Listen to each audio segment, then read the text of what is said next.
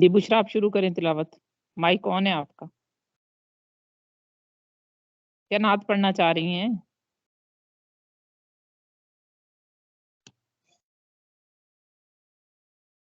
G I think بشرا کی آواز مجھ تک نہیں آ رہی. کوئی اور کرنا چاہے تلاوت تو میں کروں تلاوت؟ جی بالکل کریں.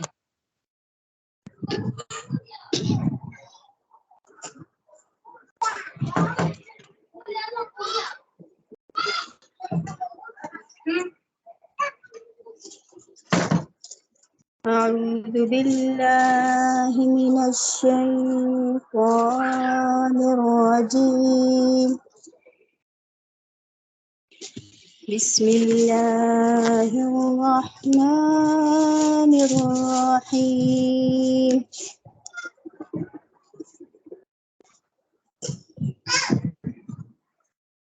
هو الله الذي لا إله إلا هو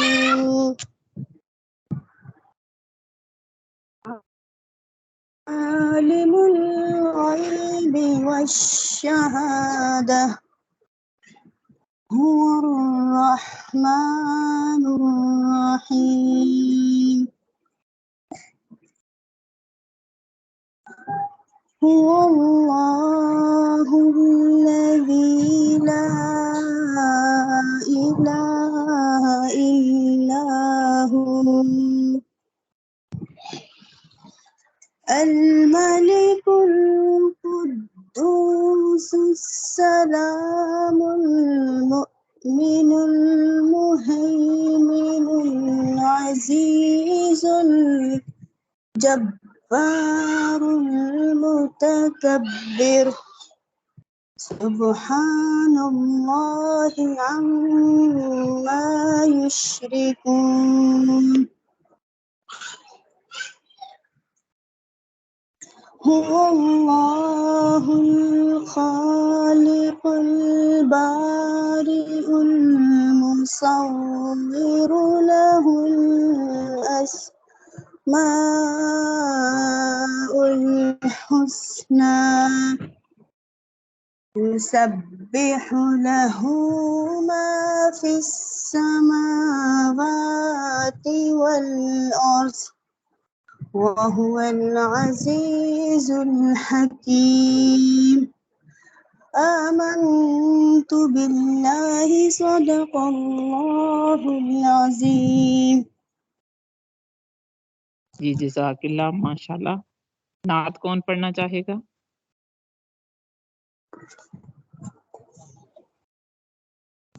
السلام علیکم. وعلیکم السلام. میں پڑھ دوں؟ جی بالکل پڑھیں. صلی اللہ علیہ یا رسول اللہ میں پڑھ دوں؟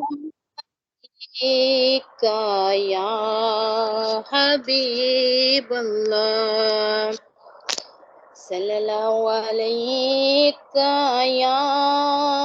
یا رسول اللہ وسلم علیکہ یا اندر پرچے واسطے تیرے اللہ دی مینوں بڑی فکر ہے. صلاح اودے نال کرنی جے اجازت دیندا تے اج آجو نہیں تے سویرے. ہم نے آنکھوں سے دیکھا نہیں ہے مگر ہم نے آنکھوں سے دیکھا نہیں ہے مگر ان کی تصویر سینے میں موجود ہے. لینے تے لے لا. کلام الہی دیا وہ میں تو 10,000 محمد بڑا اوکھا پڑیا اگلا. نہیں میں تانوں آکھنی تو آکھنی تے میرے کو 2-4 ہزار روپیہ جڑا ہونا چاہیے ہر ویلے. سے دیکھا نہیں ہے مگر ان کی تصویر سینے میں موجود ہے. ابو نے تے ایسے کر دتا نے کہ میرا ایک پوتے دے 3-4 پوتے نے. پڑھ کے صلی اللہ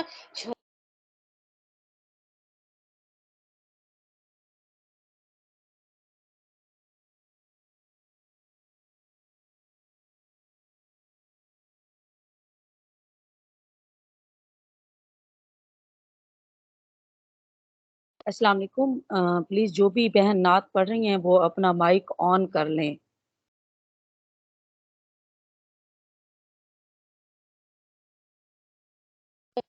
نمونہ ان کا مائک آن ہے، ان کا شاید لیفٹ ہو گیا آمنہ کا، یہاں سگنل نہیں، پرابلم ہے۔ میں نے مائک سارے آف کیے تھے، مجھے کرنے پڑے۔ نہیں آن ہے ان کا آپ آن اپنا مائک آف کیجیے۔ یہ میں نے آن کیا ہے، پہلے آف ہو گیا تھا شاید۔ جی آمنہ کنٹینیو کریں آپ۔ مس آپ اپنا مائک بند کیجیے نا میم، نگینہ آپ۔ نہیں میرا ہے ان کی تصویر سینے میں موجود ہے، ہم نے آنکھوں سے دیکھا نہیں ہے مگر ان کی تصویر سینے میں موجود ہے، جس نے لا کر کلام الہی دیا، جس نے لا کر کلام الہی دیا، وہ محمد مدینے میں موجود ہے۔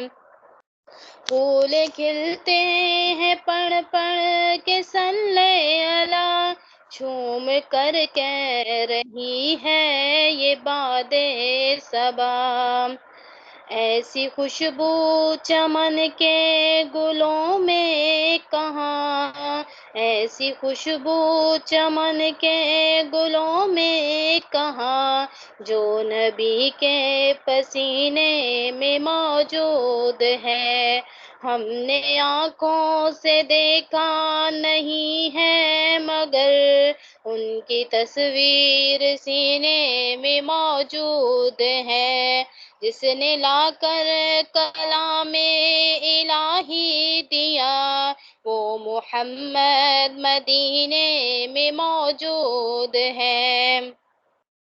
ہم نے مانا کہ جنت بہت ہے ہنسی، چھوڑ کر ہم مدینہ نہ جائے کہیں، ہم نے مانا کہ جنت بہت ہے ہنسی، چھوڑ کر ہم مدینہ نہ جائے کہیں، یوں تو جنت میں سب ہے مدینہ نہیں، اور جنت مدینے میں موجود ہے، ہم نے آنکھوں سے دیکھا نہیں ہے مگر ان کی تصویر سینے میں موجود ہے، جس نے لا کر کلام الہی دیا، وہ محمد مدینے میں موجود ہے۔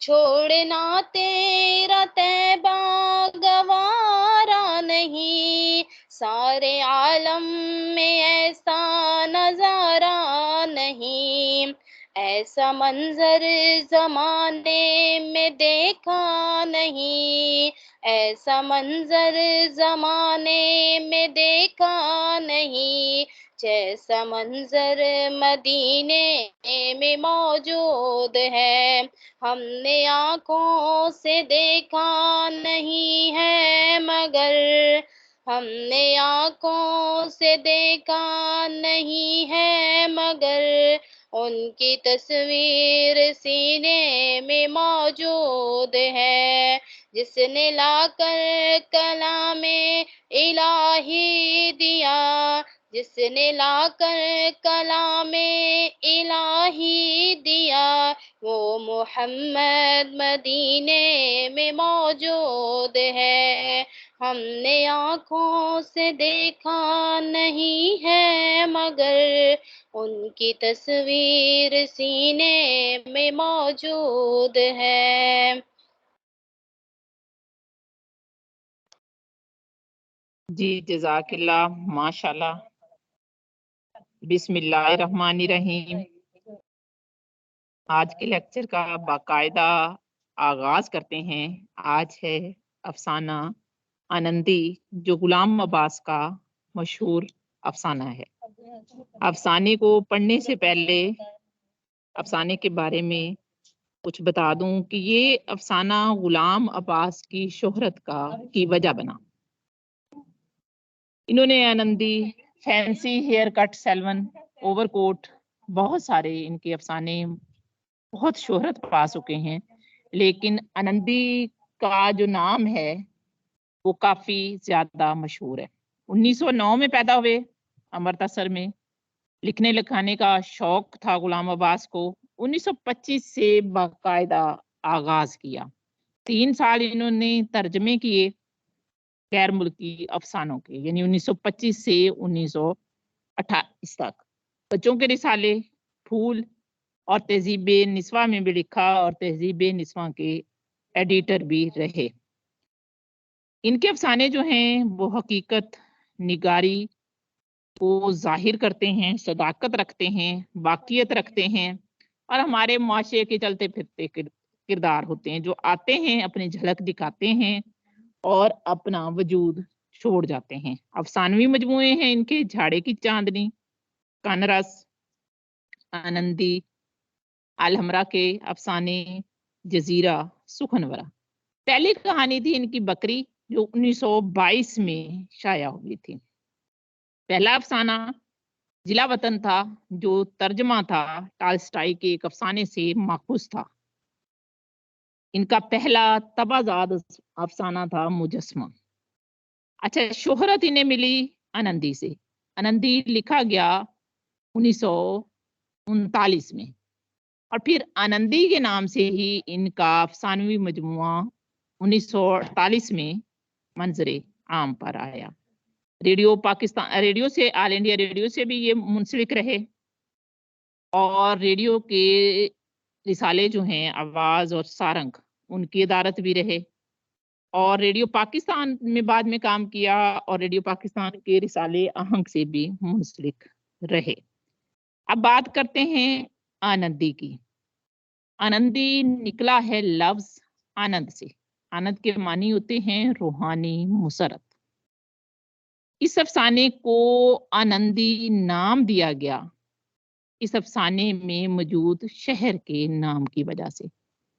اس کا جو افسانہ جو تخلیق کیا ہے، یہ ایک دفعہ چاوڑی بازار کے پاس سے جا رہے تھے، تو وہاں سے طوائفوں کے محلے کو کیسے شہر سے نکالا جاتا تھا، تو وہاں سے انہوں نے اس افسانے کا مرکزی خیال لیا۔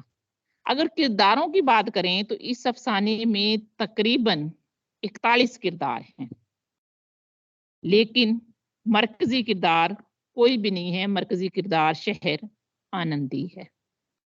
تکنیک کی بات کریں تو اس کی دائروی تکنیک ہے کہ کہانی ختم نہیں ہوتی، بلدیہ کے اجلاس سے شروع ہوتی ہے، جس میں زنان بازاری کے برے اثرات کا ذکر ہوتا ہے، اور گھوم پھر کر اسی بلدیہ کے اجلاس پر آ جاتی ہے۔ کہانی کا خلاصہ کرنے سے پہلے میں آپ کو اس افسانے کا پہلا اقتباس اور آخری اقتباس سنانا چاہوں گی۔ بلدیہ کا اجلاس زوروں پر تھا، حال کھچا کھچ بھرا ہوا تھا۔ خلاف معمول ایک ممبر بھی غیر حاضر نہ تھا۔ بلدیہ کے زیر بحث مسئلہ یہ تھا کہ زنانے بازاری کو شہر بدر کر دیا جائے، کیونکہ ان کا وجود انسانیت، شرافت اور تہذیب کے دامن پر بدنما داغ ہے۔ اب افسانے کے اختتام پر جاتے ہیں۔ آنندی بلدیہ کا اجلاس زوروں پر تھا، حال کھچا کھچ بھرا ہوا تھا۔ خلاف معمول ایک ممبر بھی غیر حاضر نہیں تھا۔ بلدیہ کے زیر بحث مسئلہ یہ تھا کہ زنانے بازاری کو شہر بدر کر دیا جائے، کیونکہ ان کا وجود انسانیت، شرافت اور تہذیب کے دامن پر بدنما داغ ہے۔ ایک فصیح البیان مقرر تقریر کر رہے تھے معلوم نہیں وہ کیا مصلحت تھی جس کے زیر اثر اس ناپاک طبقے کو ہمارے اس قدیمی اور تاریخی شہر کے عین بیچوں بیچ رہنے کی اجازت دی گئی۔ اس مرتبہ ان عورتوں کے لیے جو علاقہ منتخب کیا گیا وہ شہر سے 12 کوس دور تھا۔ اگر اس افسانے کی بات کریں آنندی کی، تو آنندی افسانے پر ایک فلم بھی بنائی گئی ہے منڈی نام کی۔ اس کے علاوہ آنندی کردار ہے پریم چند کے ایک افسانے کا، بڑے گھر کی بیٹی کا۔ اب افسانے کا خلاصہ دیکھ لیتے ہیں کہ بلدیہ کے اجلاس کی کارروائی کی رپورٹنگ سے ہوتا ہے۔ اس اجلاس میں زندگی کے مختلف شعبوں سے تعلق رکھنے والے لوگ اس لیے اکٹھے ہوتے ہیں کہ اس شہر کے اندر جو طوائف یا زنانے بازاری ہیں وہ بدنما داغ ہیں، عورتوں پر برے اثرات ڈال رہی ہیں، تو ان کو اس شہر سے نکال دیا جائے۔ اس لیے ان بازاری عورتوں کے مکانات خرید کر انہیں شہر سے 6 کوس دور ایک ویرانہ الاٹ کر دیا جاتا ہے۔ تھوڑی دیر پہلے میں نے بتایا کہ اس بار جو علاقہ منتخب کیا گیا وہ 12 کوس دور تھا۔ یہ اکثر سوال پوچھا جاتا ہے کہ پہلی بار کتنی کوس دور تھا اور دوسری بار، اور جس شہر میں انہیں جس علاقے میں جگہ دی گئی اس کا نام تھا حسن آباد۔ پہلے وہ علاقہ جو تھا اس کو حسن آباد کا نام دینے کی کوشش کی گئی، بعد میں آہستہ آہستہ اس کا سرکاری نام آنندی ہوا۔ مسجد بنائی گئی، اذان دی گئی، امام آیا، یہ چھابڑی والے آئے، مزار بنا، جیسے ایک شہر بستا ہے، فقیر آئے، لوگ آئے، دکانیں بنی۔ آہستہ آہستہ وہ شہر جس کو پہلے حسن آباد کہا گیا تھا، پھر اس کا سرکاری نام آنندی رکھا گیا، وہ بس گیا۔ اس میں جیسے ایک شہر بستا ہے، چھوٹے سے وہ بڑا ہوتا ہے، وہ ایک گنجان آباد علاقہ بن گیا اور اس شہر کا ایک نام ہونے لگا۔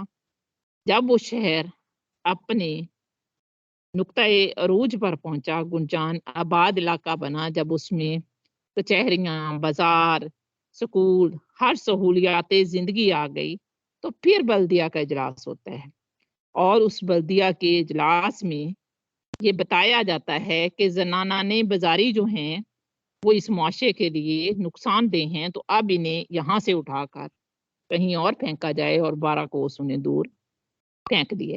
اب اس افسانے میں غلام عباس نے جو تکنیک برتی ہے وہ دائروی تکنیک ہے، یعنی انسان ایک دائرے میں گھومتا رہتا ہے، شہر بستے اجڑتے رہتے ہیں، اور معاشرے کی جو اقدار ہیں ان پہ بات کی ہے۔ کردار میں نے بتا دیے کہ 41 کردار ہیں اگر اسے مکمل کردار گنے جائیں۔ مرکزی کردار یہی شہر ہے، تکنیک بھی آپ کو بتا دی ہے۔ جی سر، آپ موجود ہیں؟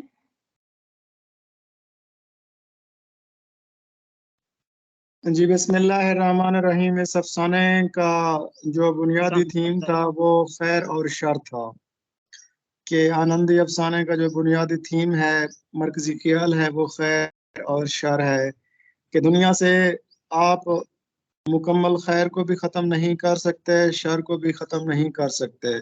ہاں، برائی کو ختم کرنے کے لیے برائی پیدا کرنے والے سسٹم کو ریڈیل کرنے کی ضرورت ہوتی ہے، اس کو چینج کرنے کی ضرورت ہوتی ہے۔ تو آپ میں سے کوئی بتا سکتا ہے کہ قرض دوستاں کس کی تصنیف ہے؟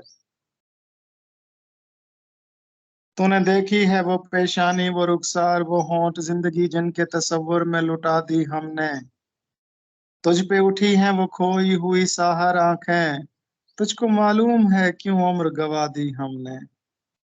تو قرض دوستاں کے مصنف کوئی بتا سکتا ہے؟ سر گوگل سے دیکھ کے بتا سکتے ہیں۔ فیض احمد۔ جی، فیض احمد سر فیض کتاب ہے قرض دوستاں۔ سر یہ فیض احمد فیض کے دیبائچے اور مقدمے ہیں نا، مرزا ظفر الحسن کے۔ दिबाचे, मुकदमे, फ्लैप, ये चीज शामिल है। गर मुझे इसका यकीन हो मेरे हमदम, मेरे दोस्त, कि तेरे दिल की थकन, तेरी आंखों की उदासी, तेरे सीने की जलन, मेरी दिलजोई मेरे प्यार से मिट जाएगी। कर मेरा हर्फ तसल्ली वो दवा हो जैसे, जी उठे फिर तेरा उजड़ा हुआ बेनूर दिमाग, तेरी पेशानी से धुल जाएंगे तजलील के दाग, तेरी बीमार जवानी को शिफा हो जाए। गर मुझे इसका यकीन हो मेरे हमदम, मेरे दोस्त, यानी मोहब्बत पे भी यकीन नहीं रहा फिर उनको, फिर वो कहते हैं ना कि मुझसे पहली सी मोहब्बत मेरी महबूब न मान। अच्छा, तो उदास शायर अजनबी मुसाफिर, ये किसकी किताब है?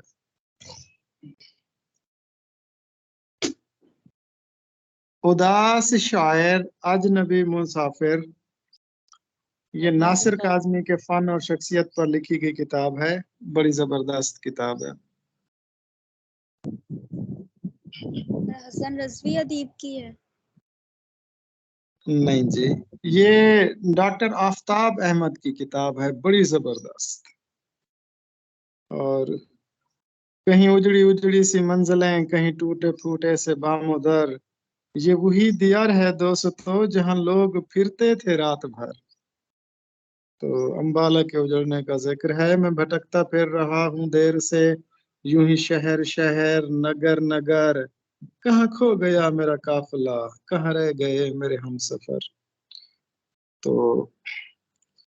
उसके बाद ग्रामर का आगाज करते हैं। ग्रामर आप सबके इल्म में है कि इंसान जो आवाज अपने मुंह से निकालता है उसको फिर तहरीरी शक्ल में हरूफ तहज्जी का नाम दिया गया। ये हरूफ मिलकर लफ्ज बनाते हैं।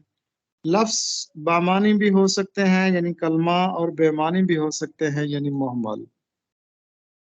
अब जो बामानी लफ्ज कलमा होता है उसकी मजीद 3 किस्में होती हैं, इस्म, फेल, हर्फ। इस्म दुनिया में किसी चीज के नाम को कहा जाता है, फेल किसी काम का करना या होना। हर्फ ये इस्म और फेल के दरमियान पुल का काम करता है, जुमले को बामानी बनाता है, इस्म और फेल को आपस में मिलाता है। तो ये इस्म भी 2 किस्म के होते हैं, इसमें नकरा और इसमें मारफा। इसमें मारफा खास चीज को और इसमें नकरा आम चीज को कहते हैं। हम इसमें नकरा पढ़ रहे थे कि जिसमें हमने पढ़ा था कि इसमें नकरा की जो पहली किस्म थी इसमें जात। इसमें जात जिसमें एक चीज की हकीकत दूसरी चीज से अलग तस्लीम की जाती है, समझी जाती है। इसमें जात की फिर हमने 5 अकसाम पढ़ी थी। इसमें मुसग्गर, इसमें मुकब्बर, इसमें ज़र्फ, इसमें आला, इसमें सौत। उसके बाद फिर हमने इसमें नकरा की दूसरी किस्म पढ़ी थी, इसमें हासिल मसदर। तो इसमें हासिल मसदर ऐसा मसदर, ऐसा इसम जो मसदर से बना जाए या जिसमें मसदर के मानी पाए जाएं। तो जैसे और उसमें कोई ना कोई कैफियत पाई जाए, जैसे चहकना से चहक, मिलना से मिला, पढ़ना से पढ़ाई, घबराना से घबराहट।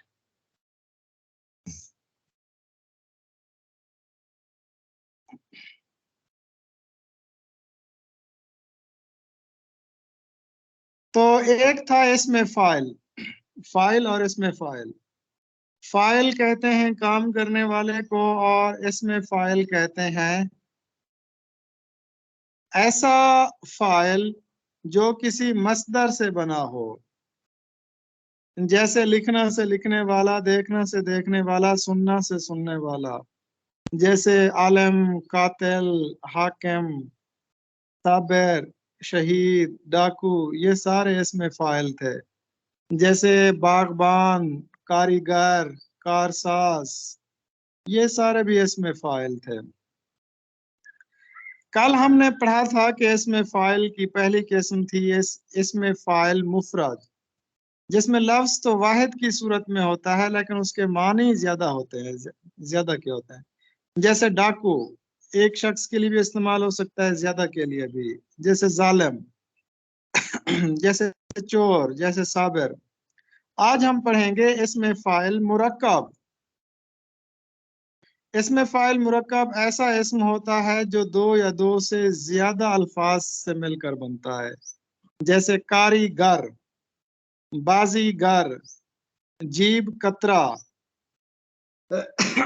یہ سارے اسم فاعل مرکب کہلاتے ہیں۔ تو آج کا ہمارا ٹاپک تھا اسم فاعل مرکب۔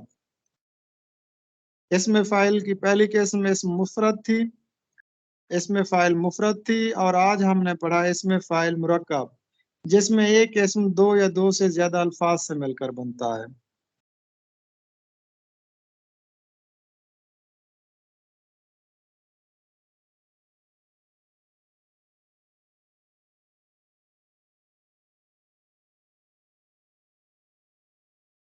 جی، فعل کے حوالے سے ہم پڑھ رہے تھے مثبت اور منفی فعل، کل ہم نے پڑھا تھا۔ آج پڑھیں گے فاعل کے لحاظ سے فعل کی اقسام۔ فاعل کے لحاظ سے ایک ہوتا ہے فعل معروف اور دوسرا ہوتا ہے فعل مجہول۔ فعل معروف وہ فعل جس کا فاعل معلوم ہو، جیسے علی سیب کھاتا ہے، تو اب اس کا فاعل معلوم ہے، کھانا اس کا فعل ہے، کھانے والے کا نام بھی معلوم ہے، اس کو فعل معروف کہا جاتا ہے، انگریزی میں اس کو ایکٹیو وائس کہتے ہیں۔ اس کے بعد فعل مجہول کہ جس کا فاعل معلوم نہ ہو، جیسے سیب کھایا گیا، کتاب پڑھی گئی۔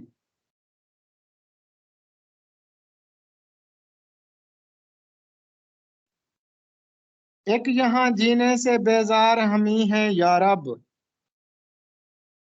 ایک یہاں جینے سے بیزار ہمیں ہے یا رب، یا اس طرح سے سب عمر بسر کرتے ہیں۔ تو ہمیں فعل اب ہمیں ہے۔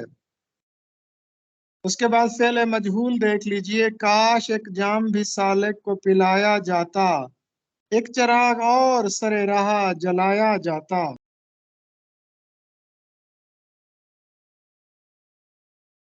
جیسے کہا جاتا ہے نا کہ اسلم نے چراغ جلایا، یہ ایکٹیو وائس ہے، فعل معروف ہے۔ چراغ جلایا گیا تو یہ فعل مجہول ہے۔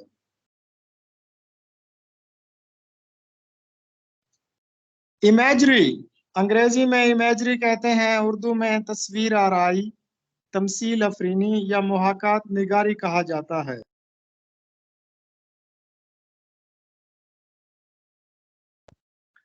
شاعر کا کسی بھی واقعے کو اپنے تخیل کی مدد سے یوں بیان کرنا کہ اس واقعے کی ایک تصویر آپ کی آنکھوں کے سامنے پھرنے لگے، وہ منظر آپ کی آنکھوں کے سامنے آ جائے، اس کو محاکات نگاری، امیجری، تصویر آرائی یا تمثیل افرینی کہا جاتا ہے۔ مولانا شبلی نعمانی کے مطابق شعر کی ایک سب سے بڑی اہم خوبی محاکات نگاری ہے۔ عابد علی عابد کا ایک خوبصورت شعر ہے کہ دم رخصت وہ چپ رہے عابد، آنکھ میں پھیلتا گیا کاجل۔ اس کے بعد علم بیان و بدیع میں آج ہم نے پڑھنا ہے صنعت تلمیحی۔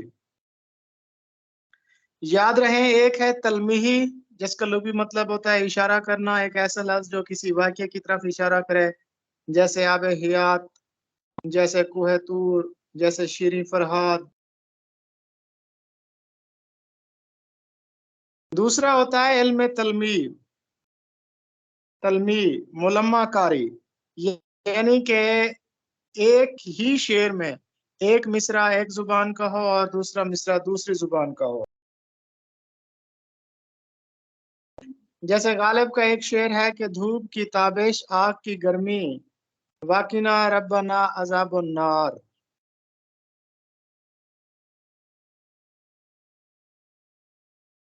سر یہ دھوپ کی تپش نہیں ہوگا؟ نہیں جی، اصل لفظ تابش ہے، تپش نہیں ہے۔ آپ قصیدہ پڑھیں نا، قصیدے میں لفظ تابش استعمال کیا گیا ہے، آپ اس کو کنفرم بھی کر سکتے ہیں، میں نے یہ قصیدہ پڑھا ہوا ہے۔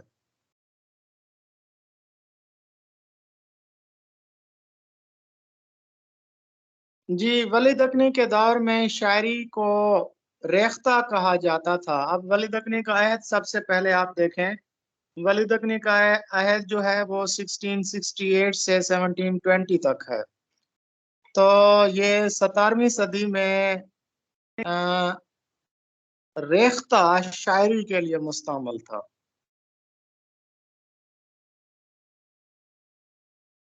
اردو کا پہلا تذکرہ نکات الشعراء میر تقی میر کا ہے جو 1752 کو لکھا گیا. اس کے بعد جو بہترین اور مشہور تذکرہ ہے مخزن نکات قیم چاند پوری کا، وہ 1757 کو لکھا گیا. میر تقی میر کے بیٹے کا نام میر کلو عرش تھا. میر کلو عرش بھی شاعر تھے. ان کا ایک خوبصورت شعر ہے: ہم ہیں اردو معلیٰ کے زباں دان، اے عرش مستند ہے جو کچھ ارشاد کیا کرتے ہیں.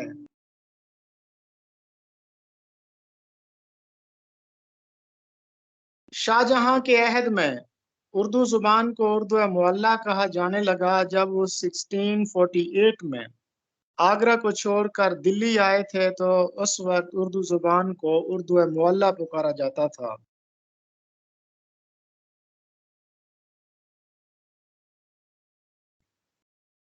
لیکن یہ ترکیب عوام میں مقبول نہ ہو سکی اور آہستہ آہستہ اردو معلیٰ کو صرف اردو کہا جانے لگا.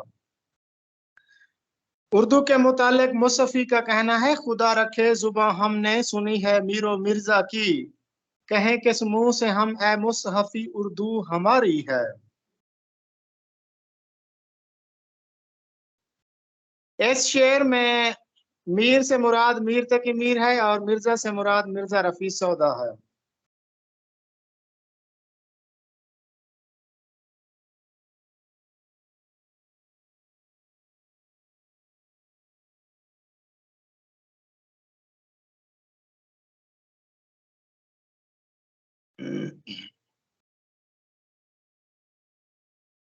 جی پہلی معروضی اس کو ذرا ریڈ کریں ذرا.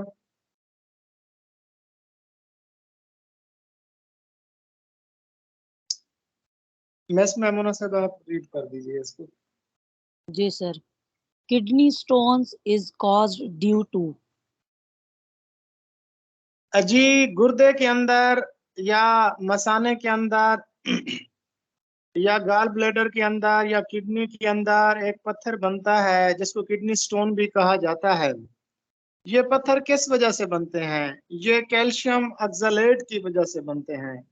یہ جو کیلشیم آکزالیٹ ہے یہ عام طور پر یہ ایسڈ عام طور پر ٹماٹر میں پایا جاتا ہے.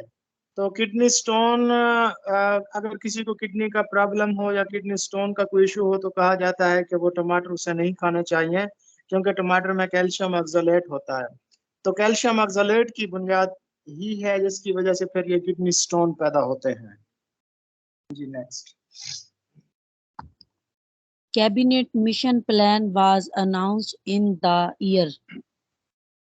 جی اگر آپ برِ صغیر کی تاریخ دیکھیں تو 1885 میں جب کانگریس کا قیام عمل میں آیا تھا، اس کے بعد 1906 میں مسلم لیگ کا قیام عمل میں آیا تھا. اس کے بعد پھر برِ صغیر کی تقسیم، برِ صغیر کو خود مختاری دینے کے لیے ایک آئینی جدوجہد کا آغاز ہوا تھا.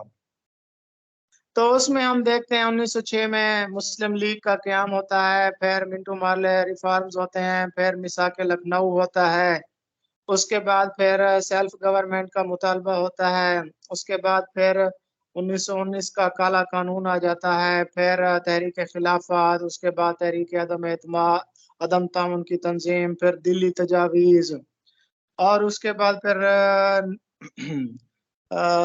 نہرو رپورٹ آ جاتی ہے. اس کے بعد پھر قائد اعظم کے 14 نکات، اس کے بعد پھر گول میز کانفرنس، اس کے بعد پھر وہ نیا قانون ایک متعارف کرایا جاتا ہے 1935 کا ایکٹ. اس کے بعد پھر انتخابات ہوتے ہیں، اس کے بعد پھر کانگریس حکومت میں آتی ہے، کانگریس حکومت سے چلی جاتی ہے، پھر کاٹ انڈیا موومنٹ شروع ہو جاتی ہے، پھر گاندھی جناح مذاکرات ہوتے ہیں جو ناکام ہو جاتے ہیں. اسی طرح یہ سارے ایک برِ صغیر کی آزادی کی طرف آئینی بحران کو حل کرنے کے لیے تجاویز پیش کی جاتی ہیں. یہ جو کون سا ہے کیبنٹ مشن، ہاں جی کیبنٹ مشن جس کو وزارتی مشن بھی کہا جاتا تھا، 1946 میں جب انتخابات ہوئے تھے تو اس کے بعد انتخابات کے بعد ایک حکومت بنانی تھی، عبوری حکومت بنانی تھی. تو عبوری حکومت بنانے کے لیے انگریزوں نے یعنی انٹرم گورنمنٹ بنانے کے لیے انگریزوں نے کانگریس اور مسلم لیگ کے ساتھ مل بیٹھنے کا فیصلہ کیا، اور اپنے جو ممبر تھے وہ 3 ممبر تھے. اس کمیشن کو شاید میگی کمیشن بھی کہا جاتا ہے. لارڈ پیتھیفک لارنس تھے اور سر اسٹیفرڈ کریپس تھے اور اس کے بعد الیگزینڈر تھے. تو یہ 3 کیبنٹ مشن پر مشتمل 3 وزارتوں پر 3 افراد پر مشتمل یہ ایک وزارتی مشن تھا، جس نے مسلم لیگ سے بھی بات کی، کانگریس سے بھی بات کی. تو کانگریس کی طرف سے مولانا ابوالکلام آزاد اور خان عبدالغفار خان اور پنڈت جواہر لال نہرو نے بات کی، اور ادھر مسلم لیگ کی طرف سے قائد اعظم اور لیاقت علی خان ان لوگوں نے بات کی تھی. تو انہوں نے کہا یہ مسلم لیگ چاہتی تھی کہ برصغیر کی تقسیم ہو، جبکہ کانگریس کی اٹموسٹ کوشش تھی کہ برصغیر کی تقسیم نہ ہو. اس لیے ان دونوں کی تجاویز پر کیبنٹ مشن نے جو ہے نا عدم اعتماد کا اظہار کیا. پھر برٹش گورنمنٹ نے اعلان کیا کہ جو وزارتی مشن کی تجاویز کو قبول کرے گا تو اس کو پھر عبوری حکومت میں شامل ہونے کی اجازت دی جائے گی.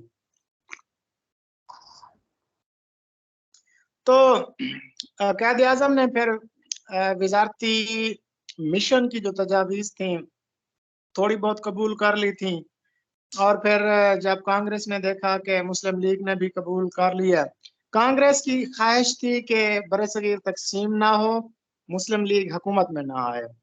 لیکن پھر بعد میں مسلم لیگ نے چند ان کی تجاویز مان لی تھیں اور پھر وہ حکومت میں آ گئے تھے، اور بعد میں آخر میں کانگریس نے بھی وزارتی مشن کی تجاویز مان لی اور وہ بھی حکومت میں آ گئے تھے 1946 میں، جو کہ عبوری حکومت بنی تھی. اس میں میرے خیال میں یہ جو لیاقت علی خان تھے یہ اس وقت وزیر خزانہ بنے تھے، اور انہوں نے ایک پور مین بجٹ پیش کیا تھا، غریب آدمی کا بجٹ پیش کیا تھا، کیونکہ یہ عبوری حکومت میں وزیر خزانہ تھے.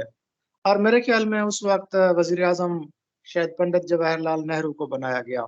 تو یہ وزارتی جو مشن تھا 1946 میں آیا، اس نے مسلم لیگ اور کانگریس سے ملاقات کی، اور کانگریس اور مسلم لیگ دونوں نے اس کی بات نہیں مانی. پھر انہوں نے اپنی تجاویز دی اور کہا کہ جو ہماری تجاویز مانے گا وہ حکومت میں آئے گا، اور پھر نہ چاہتے ہوئے مسلم لیگ اور کانگریس دونوں نے ان کی تجاویز کو مان لیا اور پھر گورنمنٹ میں آ گئے تھے. جی آگے جی. Loud speaker voice is increased due to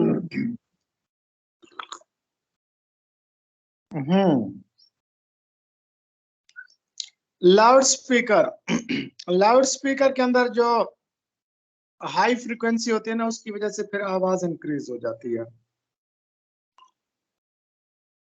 cooking gas is also called یہ جو کوکنگ گیس یا جس کو سلنڈر میں ہم بھرتے ہیں گیس، یہ دراصل میتھین ہوتی ہے. اور میتھین اس کے بعد پھر یہ جو کوکنگ گیس خاص طور پر یہ اوپلوں کو یا ایندھن فضلے کے ذریعے جو ایندھن پیدا کیا جاتا ہے، فضلے کے ذریعے جانوروں کے گوبر یا فضلے سے جو گیس پیدا کی جاتی ہے وہ دراصل پروپین ہوتی ہے. پروپین کا فارمولا ہوتا ہے C3H8، یعنی 3 کاربن کے اور 8 ہائیڈروجن کے ایٹم مل کر اس کا ایک مالیکیول بناتے ہیں. جبکہ جو سوئی گیس ہوتی ہے وہ CH4 ہوتی ہے، जबकि जो गोबर से गैस बनाई जाती है जिसको कुकिंग गैस भी कह सकते हैं, उसका फार्मूला C3H8 होता है। H8 दरअसल प्रोपेन होता है, तो इसका दुरुस्त जवाब होगा propane. When Mughal king Humayun recaptured Delhi Darbar, जी, आप सबके इल्म में है कि 1526 में ज़हीरुद्दीन बाबर ने मुगलिया सल्तनत की बुनियाद रखी। पानीपत की पहली लड़ाई में उन्होंने इब्राहिम लोधी को शिकस्त दी थी और 1526 में उन्होंने हिंदुस्तान में मुगलिया सल्तनत की बुनियाद रखी।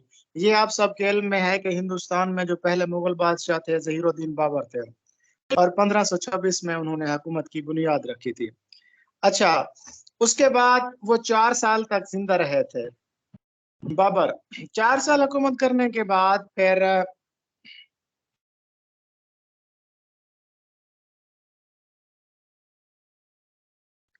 उनके बड़े बेटे नसीरुद्दीन हुमायूं जो है ये फिर हुकूमत में आ गए थे और ये 1530 से 1540 तक ये हुकूमत में रहे। यानी मुगलिया सल्तनत की बुनियाद अकबर ने रखी, 1526 में रखी, फिर 1530 में उनका बड़ा बेटा नसीरुद्दीन मोहम्मद हुमायूं वो बादशाह बना, वो दूसरा मुगल बादशाह था। उसने 10 साल तक हुकूमत की थी, 1530 से 1540 तक। तो उसके बाद फिर उसकी हुकूमत छीन ली फरीदुद्दीन और शेर शाह सूरी ने, जो कि अफगानिस्तान का बादशाह था।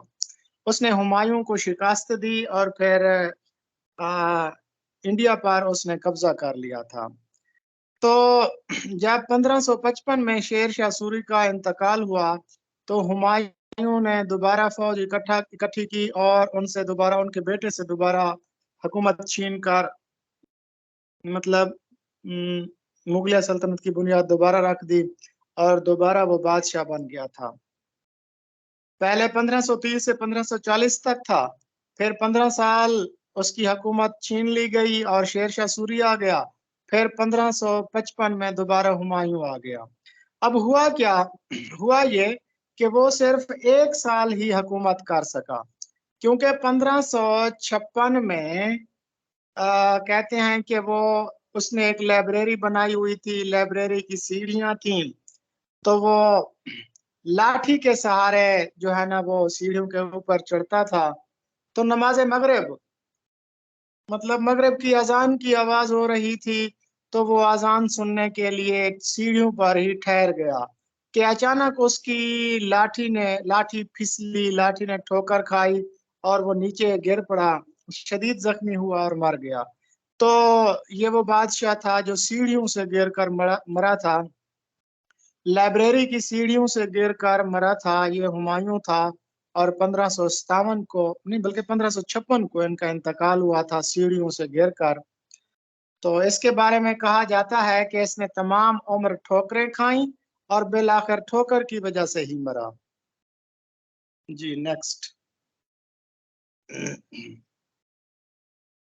the escape of water molecules from surface is called जी, ये जो पानी के मॉलिक्यूल्स होते हैं, पानी के मॉलिक्यूल्स का पानी की सतह से बुखारात बन जाने का अमल एवापोरेशन कहलाता है, या इसको फिर अमल तबखीर भी कहा जाता है। जी, evaporation. who started the Farazi movement? जी, ये हाजी शरीयतुल्लाह, हाँ हाजी शरीयतुल्लाह थे, जिन्होंने बंगाल में एक तहरीक शुरू की थी जिसका नाम था फरैजी तहरीक। तो फरैजी तहरीक में ये चाहते थे कि मुसलमान अपने फरैज को समझें, अपने फरैज को अदा करें, गुनाहों से तौबा करें, नमाज, रोज़ा, ज़कात, हज वगैरह अदा करें। और जब वो فوت ہوئے تو اس تحریک کو उनके बेटे थे मोहम्मद मोहसिन उर्फ दुद्धू मियाँ। मोहम्मद मोहसिन उर्फ दुद्धू मियाँ ने उन्होंने इस तहरीक की क़ियादत संभाली। तो फरैज़ी तहरीक मुसलमानों को जरूरी इस्लामी फरैज याद दिलाने के लिए जारी की गई थी। बंगाल में जारी की गई थी। हाजी शरीयतुल्लाह थी तो मीर ने जारी की थी। उनकी वफात के बाद उनके बेटे मोहम्मद मोहसिन उर्फ दुद्धू मियाँ ने इसको जारी रखा। जी next. The luminous body emits ji luminous यानी कि जो चमकदार अजसाम होते हैं, जैसे सितारे हो गए, सूरज हो गए, गैलेक्सीज, तो ये अपने जिस्म से लाइट को इमिट करते हैं। ल्यूमिनस ऐसे अजसाम के जिसके जिस्म से रोशनी का अखराज हो। नेक्स्ट।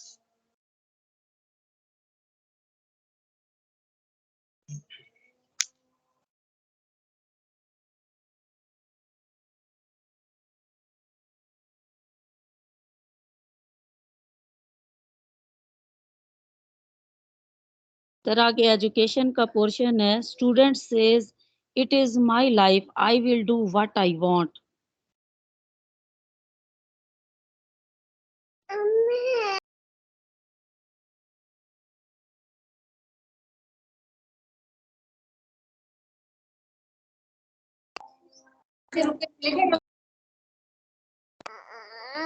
सर जी मेरी आवाज आ रही है?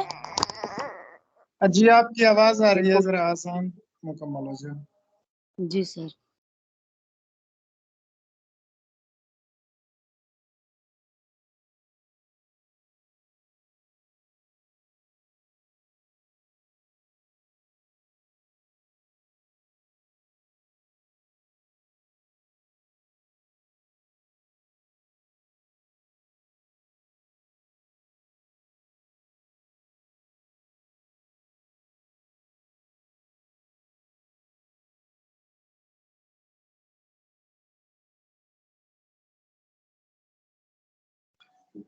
जी बिस्मिल्लाहिर्रहमानिर्रहीम। हम पढ़ रहे थे एजुकेशन।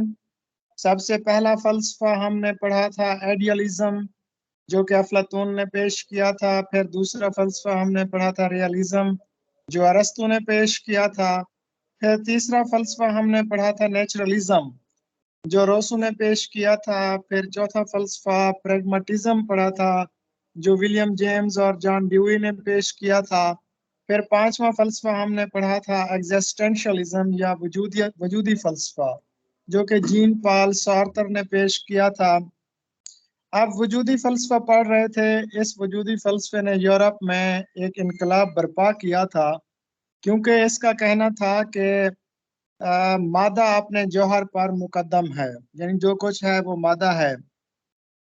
फिर इनका एक नारा ये भी था कि every man is responsible for his own action, कि इंसान अपने अमाल का खुद जिम्मेदार है।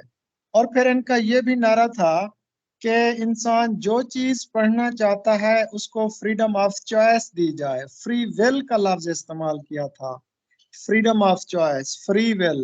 वो तालीम हासिल करने में आज़ाद हो, जो भी वो तालीम हासिल करे, फलसफा पढ़े, साइंस पढ़े, नेचुरल साइंस पढ़े, लिटरेचर पढ़े। तो इसलिए तालिब इल्म जब कहता है ना कि जिंदगी मेरी है और मैं ही इस बात का तयन करूंगा कि मैंने क्या पढ़ना है, तो ये जो फलसफा है ये एग्जिस्टेंशियलिज्म फलसफा कहलाता है। उसके बाद बच्चे जो है ना, जो करिकुलम सेलेक्ट करते हैं वो सेल्फ डायरेक्टेड लर्निंग होता है।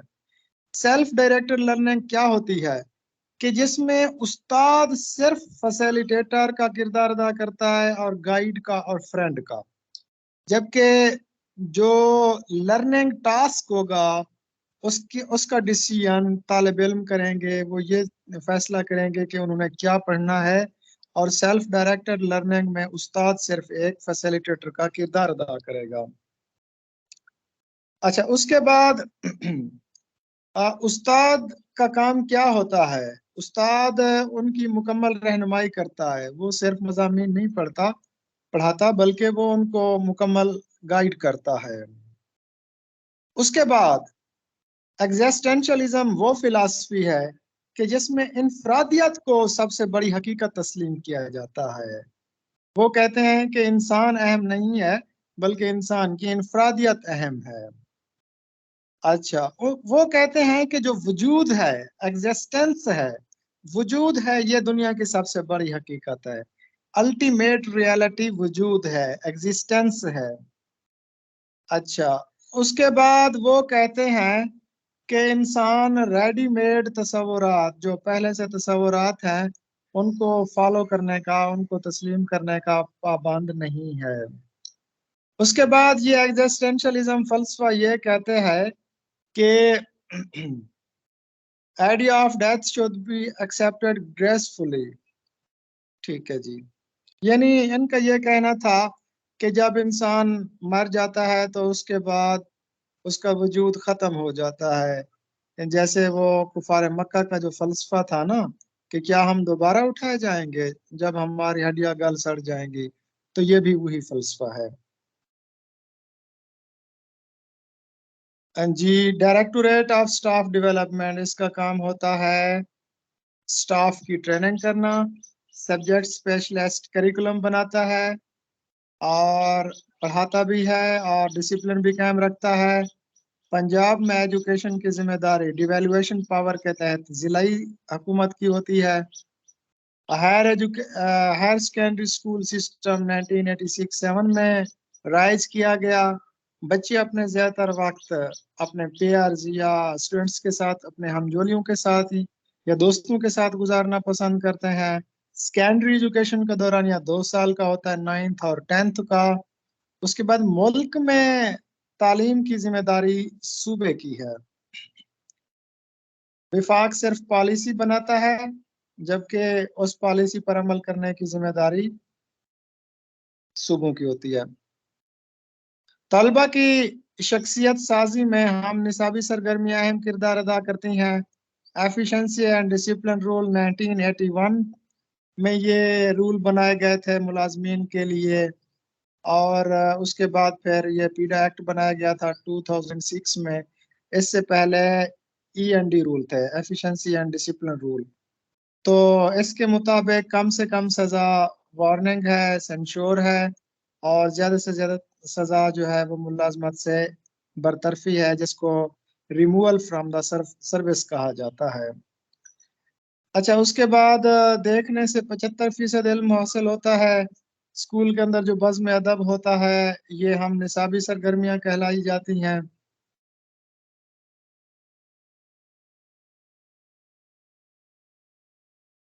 تدریس اردو کے لیے لیکچر اور مشاہدہ ہوتا ہے، جبکہ تدریس نثر کے لیے قرأت اور لیکچر ہوتا ہے. تو اردو رسم الخط نستعلیق ہے، ہم گونگے نہیں، یہ چین کے وزیر اعظم نے کہا تھا، ماؤ زیدونگ نے کہا تھا. اور تدریسی معاونات میں شامل نہیں ہے ڈسکشن یا مباحثہ. نصاب سازی صوبائی لیول پر ہوتی ہے.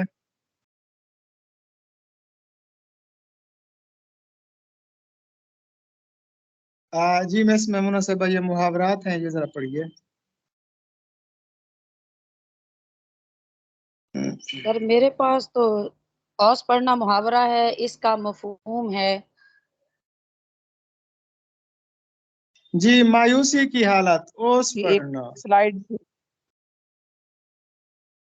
سر، یہ ایک سلائیڈ آپ لوگ پڑھ رہے ہیں جی تعلیم سلائیڈ کون میں سا؟ خود ہی چینج کر رہا ہوں.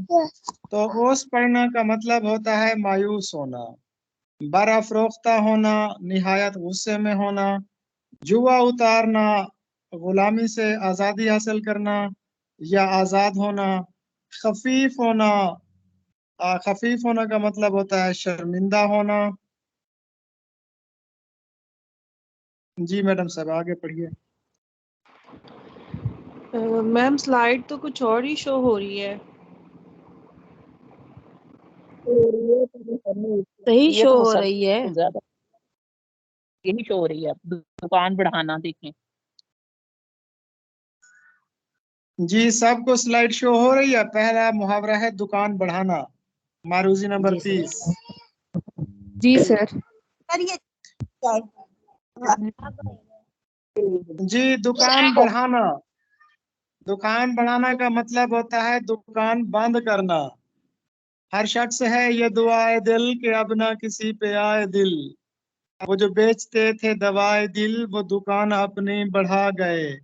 तो दुकान बढ़ाना का मतलब होता है दुकान बंद करना, यानी दर्द दिल की दवा देने वाले अपना कारोबार खत्म कर गए हैं। हर शख्स है ये दुआए दिल कि अब ना किसी पे आए दिल, वो जो बेचते थे दवाए दिल वो दुकान अपनी बढ़ा गए। जी नेक्स्ट मरूजी पढ़े। तस्हीलुल बलागत इल्म बयान और बदी पर मारूफ तसनीफ है, किसके मुसन्निफ कौन है? जी तस्हीलुल बलागत के मुसन्निफ हैं मोहम्मद सज्जाद मिर्जा बेग दहलवी, और ये 1339 हिजरी में ये किताब लिखी गई थी। कहते हैं इल्मुल इंसान पर ये पहली किताब है उर्दू में। इल्मुल इंसान पर ये उर्दू में पहली किताब है। ये दरअसल 31 लेक्चर्स का मजमुआ है। ये दरअसल 31 लेक्चर्स का मजमुआ है, और इसमें दलील, टकसाली जुबान, मुहावरा, रोजमर्रा, ग्रामर, इल्म बयान, इल्म बदी, इल्म मानी, इन सब पर बहस की गई है। तो 1339 हिजरी में लिखी जाने वाली तस्हीलुल बलागत मिर्जा मोहम्मद सज्जाद बेग दहलवी की तसनीफ है, जो दरअसल उनके 31 लेक्चर्स का मजमुआ है। जी मैडम साहब नेक्स्ट पढ़े। इल्म बयान और बदी के मौजू पर मशहूर किताब बहरुल फसाहत किसकी तसनीफ है? शानदार तरीन किताब है बहरुल फसाहत मौलवी नजमुल गनी रामपुरी की। तो उर्दू अदब में मुस्तनद तरीन जो किताब है, बड़ी तफसील के साथ मैंने ये किताब पढ़ी है। बड़ी तफसील के साथ उन्होंने उर्दू कवायद, उर्दू मानी, इल्म बयान, इल्म अरूज और इल्म काफिया, नाज़्म और नासर, इन सब पर तफसील के साथ इन्होंने बहस की है। तो सबसे पहले इस किताब का जो आगाज होता है वो अरबी और फारसी शायरी पर तनकीद से होता है, यानी शेर गोई। इस किताब का आगाज शेर गोई से होता है। शेर गोई में फिर गजल, कसीदा, इस पर बहस की गई है, रुबाई पर बहस की गई है, मरसिए पर बहस की गई है। उसके बाद फिर इल्म अरूज शुरू हो जाता है। बहुत ही शानदार किताब है। जी नेक्स्ट मरूजी। काया पलट और प्यारी दुनिया किसके नावल हैं? ये 4 ऑप्शन गलत दिए हुए हैं। काया पलट और प्यारी दुनिया तो मुंशी सज्जाद हुसैन के नावल है ना। काया पलट, ये काया पलट मुंशी सज्जाद हुसैन का नावल है, जो उन्होंने इसका जो मौजू था वो ये था कि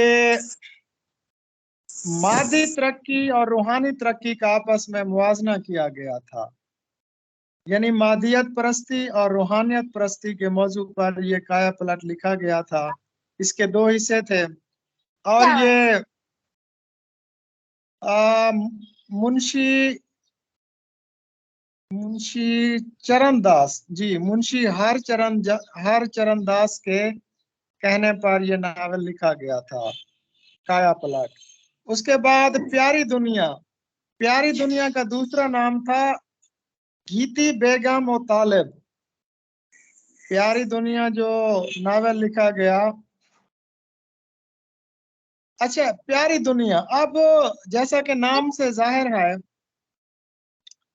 तो इसमें दुनिया के इश्क के मुताले की कहानी बयान की गई थी, और इसके ऊपर एक लफ्ज लिखा गया था, शायद मेरे ख्याल में अरबी कहावत थी कि दुनिया 7 मुर्दार है और طالب دنیا سگے ست، یعنی دنیا ایک مردار کی طرح ہے اور اس دنیا کا طالب ایک کتے کی طرح ہے، اس طرح کی کوئی حدیث تھی، کہاوت تھی شاید۔ تو گیتی بیگم و طالب عرف پیاری دنیا، اس کا موضوع دنیا داری یا عشق دنیا تھا۔ جی میڈم صاحبہ نیکسٹ، یہ ٹائم ہو گیا ہے۔ شیخ امام سر بخش ناسک نے عزیز احمد لکھا ہوا تھا، کیا وہ غلط ہے پھر؟ کیا کہہ رہے ہیں یہ؟ سر یہ کہہ کہہ رہی رہی ہیں ہیں کہ یہاں پہ جواب میں میرے خیال میں عزیز احمد لکھا ہوا ہے۔ ان کا نام کیا ہے؟ ایڈوانس سر، ایڈوانس اردو جو ماروزی کی بک ہے نا، اس میں عزیز احمد آنسر اس کو لکھا ہوا ہے۔ ایڈوانس کو چھوڑیں، آپ میری بات کریں، ہم سب سے ایڈوانس ہیں۔ آپ کا نام کیا ہے؟ اب سر وہ ڈر کے بولے گی نہیں۔ اب بھائی بات یہ ہے فاطمہ کہ یہ جو عزیز احمد صاحب تھے نا، یہ غالباً 1913 کو عثمان آباد میں پیدا ہوئے تھے اور جامعہ عثمانیہ میں انہوں نے تعلیم حاصل کی تھی۔ پھر یہ جب کہ ہمیں پاکستان ہوا تھا تو یہ پھر پاکستان بھی آئے تھے اور وزارت اطلاعات و نشریات کے میں یہ مطلب شامل رہے تھے، اور اس کے بعد پھر یہ ٹورنٹو چلے گئے تھے اور وہیں پر ان کا انتقال ہوا تھا۔ تو ان کے جو ناول تھے نا وہ تو بڑے مشہور ناول ہیں، جب آنکھیں آہن پوش ہوئیں اور گریز، آگ، ایسی پستی، ایسی بلندی ایسی پستی، حواس اور شبنم، یہ تو ان کے ناول تھے۔ جی اور کچھ بتائیں آپ کو؟ بہت بھائی ہی یہ کایا جی پلٹ سر اور ٹھیک ہے۔ پیاری دنیا دونوں میں نے یہ ناول پڑھے ہوئے ہیں، تو میں کیسے کہوں کہ یہ عزیز احمد کے ہیں؟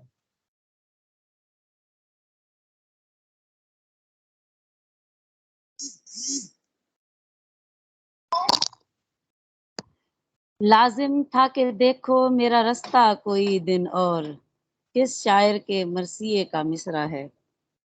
ٹائم جی ہو آپ گیا۔ سب کے علم میں آئے کہ میڈم صاحبہ کے جو چچا ہیں غالب، یہ ان کا مرثیہ ہے۔ اس کا بھی ایک خاص طور پہ پس منظر ہے کہ غالب کے 7 بچے تھے لیکن کوئی بھی 15 ماہ سے زائد تک نہ جیا، اور غالب جو ہے وہ لاوالد ہی مرے تھے۔ تو اپنی تنہائی کو دور کرنے کے لیے انہوں نے اپنی بیوی کے بھانجے زین العابدین عارف کو اپنا بیٹا بنا لیا تھا، مگر عارف بھی عین جوانی میں 35 سال کی عمر میں وفات پا گئے تھے۔